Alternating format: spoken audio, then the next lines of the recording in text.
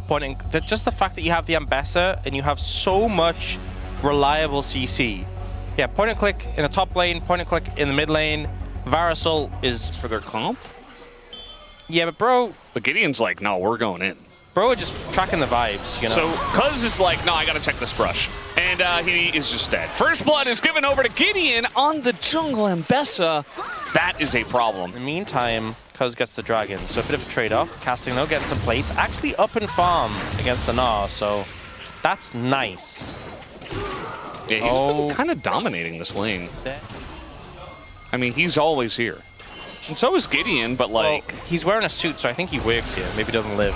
All right, there's the engage. They're going in onto the Varus. The root is there, and Palu's like, wait, what happened? Nobody went in. Palu is dead. Aiming also in a bit of trouble. Even with the Talia coming down, Gideon says, thank you very much. I will take that kill. Gets the shield from the Karma and is still going as now Roamer shows up.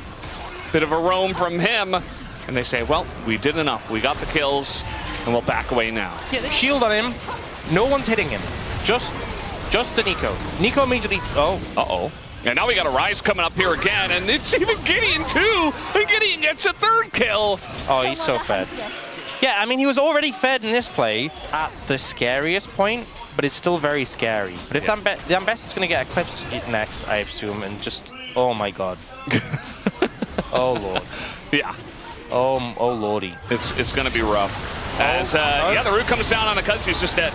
Oh my god. Not sure what happened there. I mean, just not respecting their ability to follow up, and now Palu's left all alone, and he's dead too. And now the Rise gets a kill. Gideon got a fourth one? It's, where, what?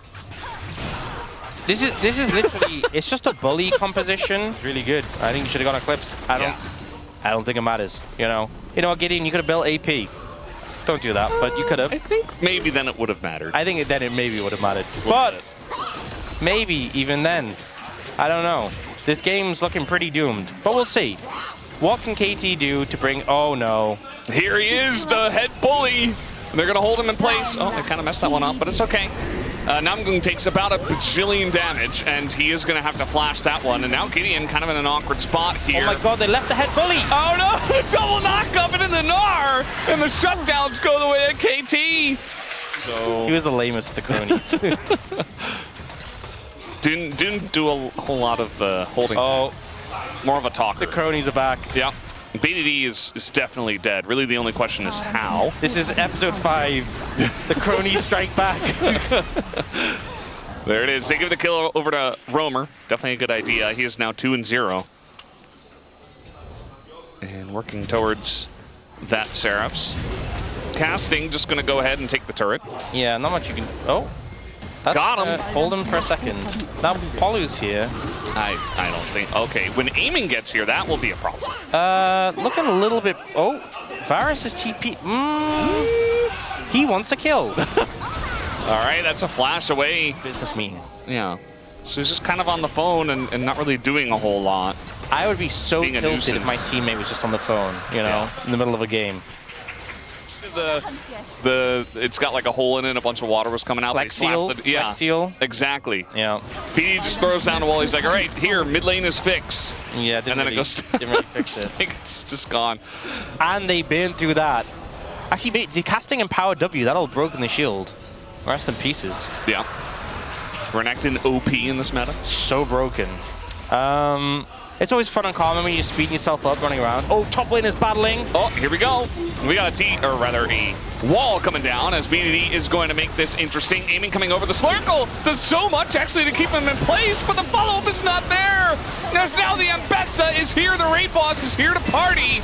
As Tenacious A is going to actually run away. Roamer in there in the thick of things. At least it is traded back as aiming is no longer on the rift, but Teddy is separated from his team. Looks like Cuz, very healthy, is able to run them down. Yep. Probably talking about what we saw earlier with, you know, the Ghost Blade and the Shurelia's combo. Speaking about not getting caught at first, Gideon is just going to have to go in. He is actually quite tanky regardless, but eventually will bite the dust as all 5 of them were just railing on the Tenacious. There's somebody in the brush. He's got a little bit of vision. That was a decent amount of damage. And the guy in the brush so hard with it being like 1.4k smite. passively. He's up at 600 health, no flash. So, right, there it is. He's got ult, he's got ult. Yeah, ult comes up, but the damage is real onto this Baron. Cuz has to provide a front line. We got no Mega Gnar as well. Namgoong taking so much burst. Palu, oh! He steals the Baron away! Unbelievable! How is he able to do that? And now BDD taking a bunch, but Roamer's gonna go down to defend Yunara. That's Teddy on the back line, but he's pretty low himself. And aiming is still on the chase, dashes forward. And Cuz once casting, but aiming, able to push forward the circle. Gonna get on top of Teddy, and down he will go, 978 gold! And Gideon and Bro are struggling now. Exactly on 1400, it's just a massive flop that allows that to happen. Casting's going in, and he's kind of caught here. He's a big Renekton, but okay, does have the GA. They fight aiming! He's frontlining and just dies. It's now perfect. He's got Mega Gnar. I think they're considering going in on this one as we're just realm warping out. Yeah, disengaged, right call there. And now the Mega Gnar is coming up because enough time has passed. So now we have that right on time, and now Bro are like, oh, I don't know about this, and trying to go for the steal. Gideon will not get it. Smites have not been on point, as now Cuz looking for the engage. They've got perfect with flash. He wants the angle, gets rooted immediately, has to flash away, and Gideon access to the back line. It does a ton to Palu, has the GA. And now it's Bro on the front line pushing forward as aiming doesn't have a front line. BDD is also on the run. Down goes the Gnar. Aiming is by himself on the bottom side trying to 1v4. Flashes over the wall, gets one, picks up another. He's going to move. Three. He's going insane mode as it's the quadra for aiming, making a pentakill on 12,000 damage. And just these members don't have the damage. Casting moves forward. We'll get the point of view. How does Teddy die is what I'm wondering. Well, I think he's the first one. Yeah, he dashes in on him. Oh, that's... The target selection's the main thing. Yeah. He takes out the threats. Main threats go down first. All the damage threats. Yeah. Nice. And these fans were losing their minds. Like, we had this in the picture-in-picture. On it, it's gonna go down pretty quickly. Yeah, they do have some vision on it. They see 11K. BD's still on the right side, has his wall. Gideon obviously wants to get in there. It's just gonna come down to a flip, it looks like, as Gideon gets into the pit. And this time it does go to Gideon, as in the back line goes casting, looking for BDD, but he is not going to get him, as meanwhile we had Gideon fall to aiming, and casting just, trying to get him over the wall, but the timing not quite there on the realm warp. So casting should be going down, as he does do a decent amount of damage, but at the end of the day, it's just aiming to get yet another kill on 10 now. Have to get in.